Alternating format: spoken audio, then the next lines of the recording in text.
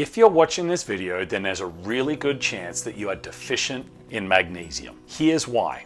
There's two main reasons, in my opinion, that will cause this. Number one, the more stressed out our body is, the more magnesium we use. So it's a very vicious cycle. We undergo stress, which isn't always just the obvious stress, although that's a part of it, like an emotional stress. But if your body's stuck in a fight-flight response, maybe due to past emotional traumas, maybe because you're stuck in a job that you really don't like and you're getting more acute emotional stress, maybe you have underlying biotoxins like mold or Lyme disease or parasites that are keeping your nervous system overactive and stuck. All of those things will cause your body to burn through magnesium. So you need more of it to handle that stress. And because you don't have enough of it, your body doesn't react as well to the stress and your mind doesn't react as well to that stress. So then that creates anxiety, maybe even depression. And now you're really stuck in that loop. So that's reason number one, because we have so much more stress going on in our lives emotionally and chemically than what we used to. Reason number two is a lot of the foods that we would get our magnesium from, we're just not getting the same levels of it anymore. When you look at any vitamin and mineral that we're meant to get from our produce that's grown in the ground, any kind of vegetables or fruit, the numbers are dramatically decreased over the last 60 to 80 years because of farming practice. We overuse and abuse the soil. We're ruining the soil and the ecosystem because of all the pesticides and herbicides and things like that. So different vitamins and minerals have been shown to drop anywhere from 20% to up to 75 or 80% in particular fruits and vegetables from the 1940s compared to now. So anytime someone says you never need supplements if you eat a healthy diet, I would argue, well, first of all, most people don't eat a healthy diet to begin with, but then for those who do eat a healthy diet, they're still not getting as many of the micronutrients that they used to get 100 years ago. So that's why, in my opinion, magnesium is one of the few supplements that I think everyone should be taking, regardless if they've tested for a deficiency. If you take too much of it, we have a built-in system, you'll have loose stools. So if you start getting diarrhea constantly every day, then you know I'm probably taking too much magnesium. But it's very rare that people will get to that. You have to take a lot of it, or if you're in that very, very small percentage that's not actually super deficient in magnesium, you'll find out pretty quickly. But I also think people should try and get a lot of these nutrients from their food as well. In my opinion, eating nose to tail grass-fed meat is a great starting point for everyone. But whether you eat only carnivore or only plant-based or something in between is going to depend on what nutrients you're going to pull. I've found that patients I work with who are eating a lot more organ meat need a lot less supplements than others, but a lot of them still do need some magnesium too. If you're more of a plant-based eater, then here's where you're going to get magnesium from, but here's also what you have to be careful of because of some excesses. So leafy greens are going to be high in magnesium, but different leafy greens like spinach might be very high in oxalates, which can be really hard on the kidneys.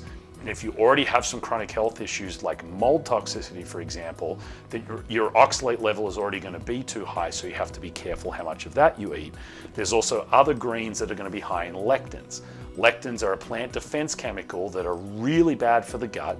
They create leaky gut, they create a lot of inflammation and a lot of health issues. So there's often a debate about, just because a plant is seen as a superfood, is it creating more damage on the other side because of those lectins? Hey, Dr. Rodney here. If you want to get my free PDF, 5 Hacks for Boosting Your Immune System, just go into the description of this video, click on the link, download it, and if you have any questions on it, just send me a message and I'll help you out with it. So you have to be careful and weigh that balance up. Also, nuts and seeds are going to be high in magnesium, but other than pistachios and macadamia nuts, a lot of nuts are either high in lectins or they're not even actually nuts, they're legumes, which means they're really high in lectins.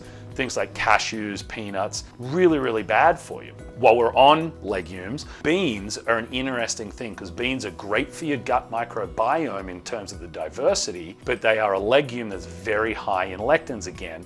However, if you pressure cook them, you will break down those lectins. So then you can eat beans because they're not only going to help feed your gut supply, they are higher in magnesium. Another place that you can get magnesium is good quality dark chocolate. We also have to be careful of how much of that we eat because there's been some studies that show how much heavy metals are being found in dark chocolates. And I know that you can listen to something like this and say, well, everything's going to kill me. Yes, we're bombarded with toxins and chemicals, but let's at least be smart with what we eat so that we're not adding excess stress stress on the body. So if you already have gut issues or any kind of chronic health issue, you do need to be careful of those lectins and oxalates and heavy metals, because it's all going to add to your inflammation and toxic overload. That's why, again, I've found the majority of my very sick patients that I work with seem to do better on more of a carnivore style diet. Not saying they only eat meat, but eggs, nose to tail grass-fed meat, so a lot of organs in there as well, or organ supplements if they don't want to eat those, and lower lectin and lower oxalate vegetables, and especially fruits. They seem to do better on that than a lot of my plant-based chronic health sufferers do. Now, if you don't have any chronic health issues and you're thriving, then that list I just described, you can go and get all the magnesium you can from that.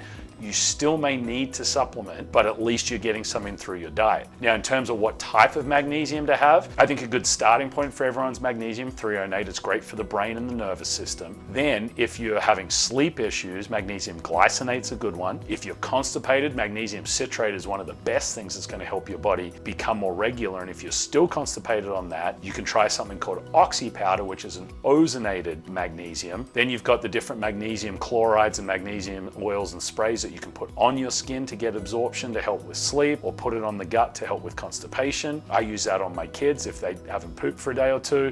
Just rub some magnesium spray on their belly, and within 24 hours they normally have a really good bowel. So that's the magnesium issue. You are almost certainly deficient in it, so you have a choice. You can try and get it all from your food, but you're going to risk eating too much of some other things, or you can try and get it all from supplements. In my opinion, I think it's good to get both. Eat a very, very clean diet and supplement when needed. And again, I'll reiterate, in my opinion, I think the vast majority of people can and should supplement with magnesium, because the effects of being magnesium deficient are so damaging. A lot of people who are dealing with anxiety and depression, not all, but a lot of them could solve most of their issues by getting their magnesium levels right.